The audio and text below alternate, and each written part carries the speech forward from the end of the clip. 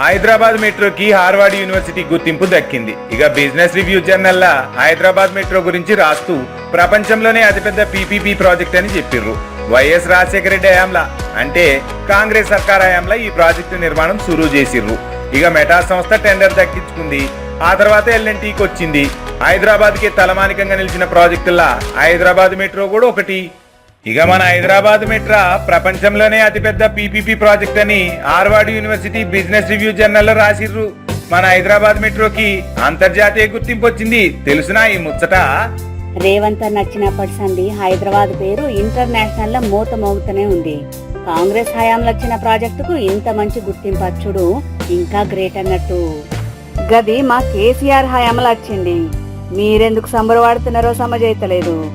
ఏ పాగల్, నీకేమైనా తెలివుందా లేదా? హైదరాబాద్ మెట్రో మీ కేసీఆర్ ప్లాన్ కాదు, మన్ను కాదు. గది 2010లో జరిగే తెలంగాణ విభజనకు ముందు ముచ్చట గది.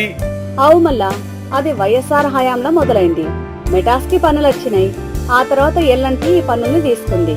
2014 నాటికే మొత్తం ప్లానింగ్ అయింది. కొన్ని చోట్ల కట్టిరు కూడా. మరి మేమే తెచ్చినామని మా పెద్ద దొర చిన్న దొర చెప్తున్నారు కదా. ఇక కేసీఆర్ కేటీఆర్లవి మొదటి నుంచి అట్లాంటి ముచ్చట్లేనాయే. ఇట్లా అబద్ధాలు చెప్పబట్టే కదా కల్వకుంట్ల ఫ్యామిలీ 10 ఏళ్లు తెలంగాణను దోచుకు తిన్నదాయే. అది చిన్న దొరకు చాలతలేదు, అందుకే ఆగమాగం అయితాండు.